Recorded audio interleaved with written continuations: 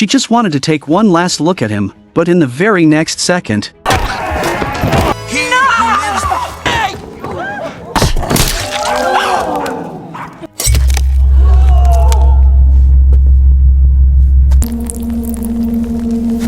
the woman's death gave the man his freedom. The devoted woman made a vow, saying she would definitely come back. And finally, this 1-second encounter made the woman fall completely. She was willing to gamble 7 lifetimes chasing him, from an aristocratic castle in 18th-century Paris, to New York in the 1980s, and then into the punk wave of 2017. This film hides the most obsessive and heartbreaking reincarnated love story. Why does the person you love not love you back, while the person who loves you leaves you cold?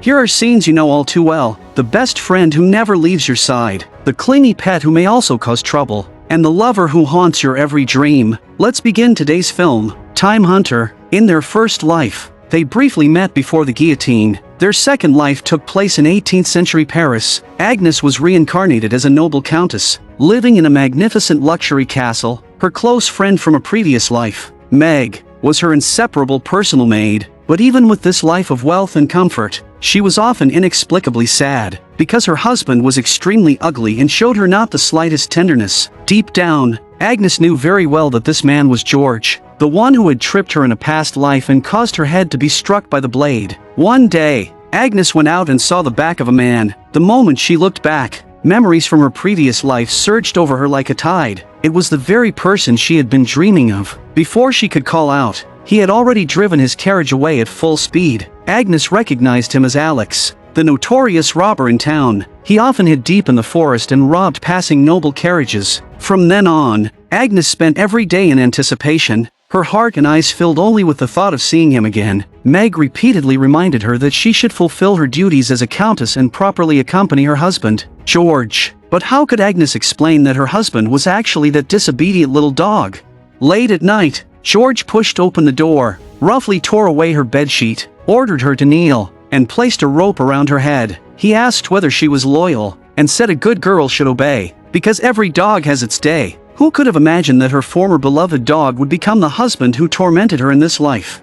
George hated Agnes for being learned and talented, so he burned all the books she treasured, cutting off the support of her inner world. Facing this failed marriage with no warmth and no shared language, Agnes had long since lost all hope. Compared with the ugly and violent George, she missed that breathtaking glimpse of another man more and more. She secretly arranged for her coachman to drive again and again through the forest where Alex often appeared. The carriage went back and forth countless times, and finally, that familiar figure appeared. Agnes looked at him with burning eyes and poured out her feelings. She asked if he wanted to rob her. Then she gently handed him her jeweled bracelet, saying they had met before. She then took off her large gemstone ring and gave it to him as well. Alex seemed moved by her passion and honesty, and softly told her his name. Agnes only wanted him to save her from this empty, suffocating life. She even promised that she was willing to give him everything she had. Before she could finish speaking, a commotion broke out. Alex suddenly snapped back to reality, knocked her unconscious,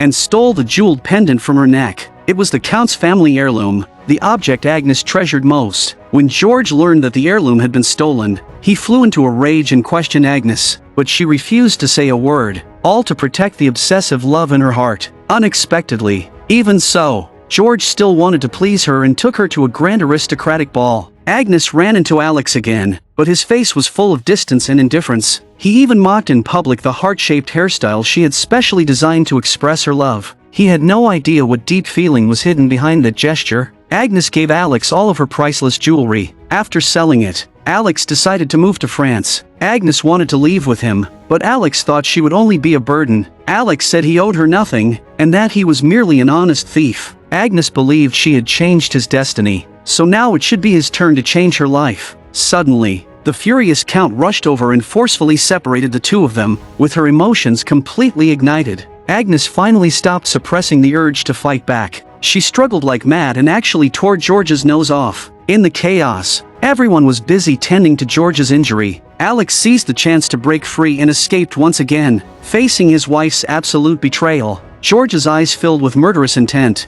and he drew his blade without hesitation. This brutal man hid, deep in his bones, a longing for a complete marriage. He had always dreamed of having a relationship with Agnes that had a beginning and an end, but this twisted obsession could never hold onto a heart that had already flown away. Agnes looked at him and said firmly, "You can kill me, but I will come back." As soon as the words fell, the blade cut through the air, and this lifetime ended in blood. When she opened her eyes again, Agnes had become a gentle schoolteacher in a small town. One day on the street, she brushed past a strange man. With just one glance, her heart seemed to stop. The familiar feeling in his eyes and brows was unmistakably Alex. She instinctively stepped forward to chase him, completely unaware of the carriage speeding behind her. Seeing the carriage about to hit the man ahead, Agnes rushed forward without caring for herself and pushed him away. When Alex turned back, all he saw was splattered blood and a horrifying scene. Her head and body had already been separated. In the cycle of reincarnation,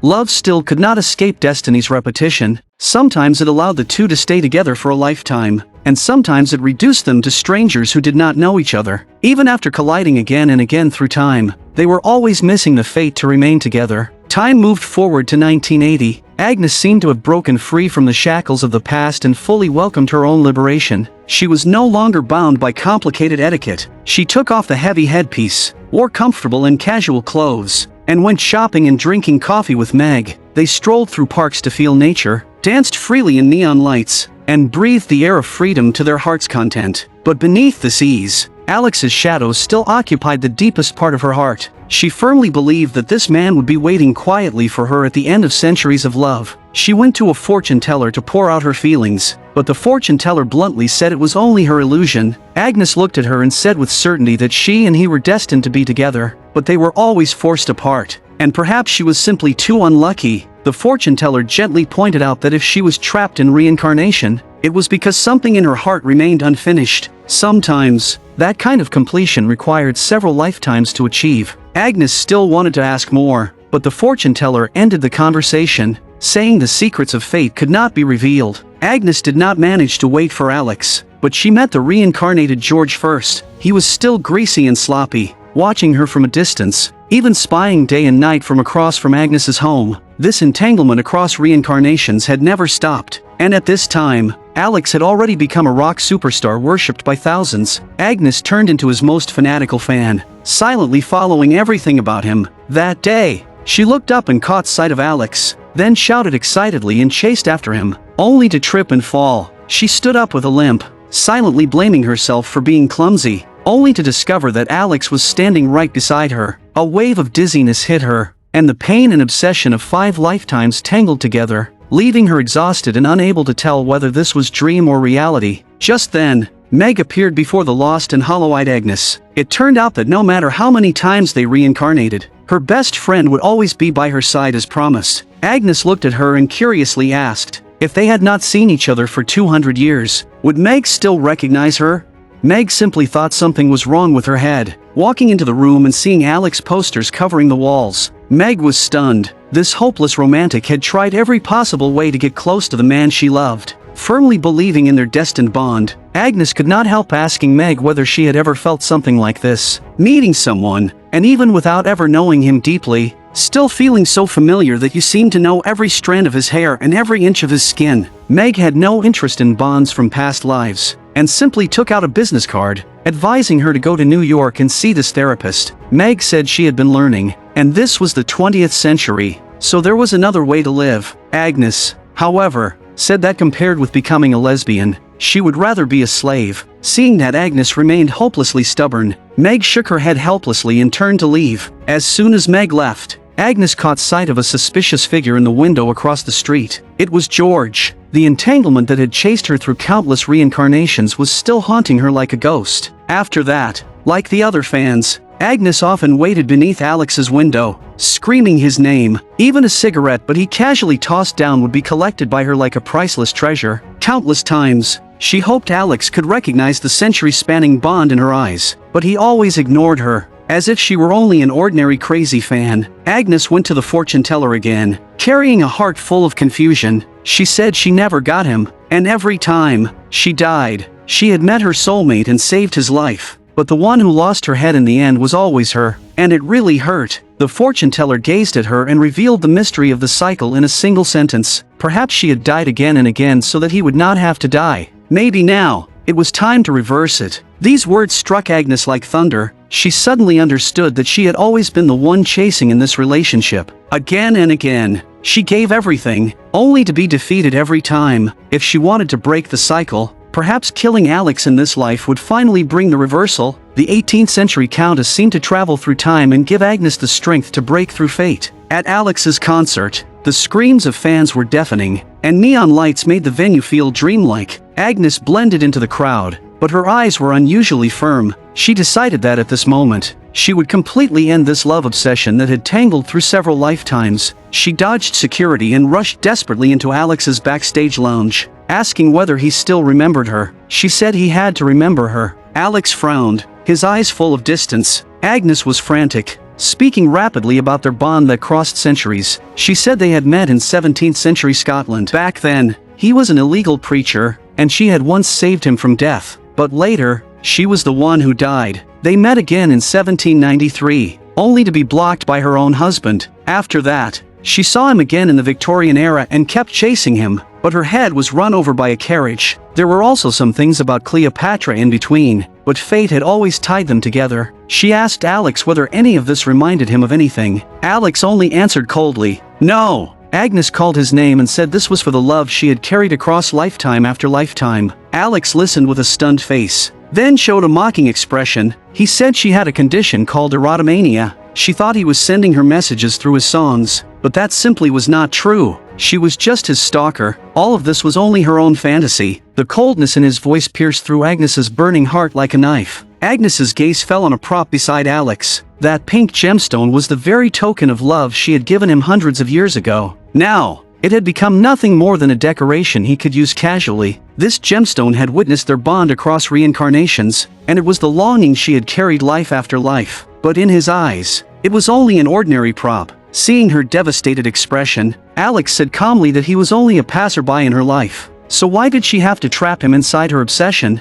His secret to happiness had always been letting go of things that did not belong to him. Those words extinguished Agnes's last hope. She had never imagined that the love she had guarded for several lifetimes could sound so weightless in his mouth. At that moment, murderous intent and despair intertwined in her heart. She picked up a gun, wanting only to end everything, take his life, stop this endless cycle, and finally take control of the relationship. Just as she was about to act, the manager pushed the door open. Alex immediately called for help and ordered the manager to stop Agnes's foolish behavior, but the manager did not step forward right away. Instead, he slowly moved closer to Agnes. He lowered his voice and said, "If you truly love Alex, you should make him immortal. You are a revolutionary." Those words made Agnes hesitate. The hatred in her heart collapsed instantly, and all her resolve turned into weakness. In the end, she still could not do it. She silently put away the gun, took an Alex poster from her bag, and asked for an autograph in a trembling voice. The moment she got the autograph,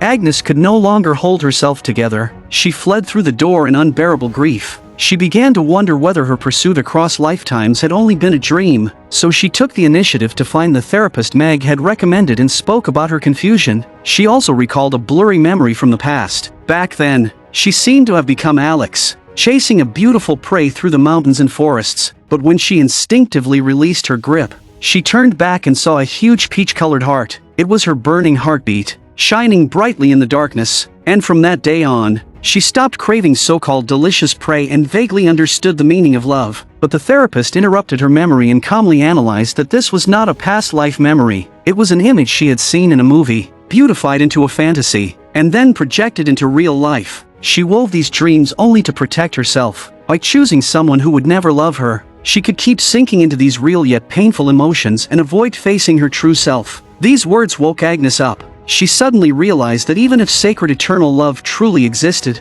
it would eventually be swallowed by the light of time and the long river of years. Alex would never believe in the reincarnation she described, and he would never respond to her deep affection. Heartbroken and discouraged, Agnes agreed to George's proposal. She gradually understood that obsession was an invisible bond, trapping both her soul and George's, leaving neither of them free. In the karmic cycle of love, we are always chasing the person who makes our heart move at first sight. But in the end, we often choose the person who quietly stays by our side when we are most heartbroken. In a daze, Agnes fell into memory and recalled her fourth life. At that time, she was a magician playing an Egyptian pharaoh. George was her partner. During one performance, she recognized the German officer Alex in the audience with a single glance. Just as she was about to step forward and recognize him, sirens suddenly sounded outside the door. Alex's expression tightened, and he immediately got up and left. Once again, the two brushed past each other and missed their chance to reunite. The instant George threw a dagger toward her, Agnes suddenly woke from the memory. Meg suddenly called out to her and softly said that the little pink bird was still alive. Those words struck like thunder, awakening the deepest obsession in Agnes's heart. She regretted it. She could not wrong herself by marrying someone she did not love. Even if the road ahead was still endless reincarnation,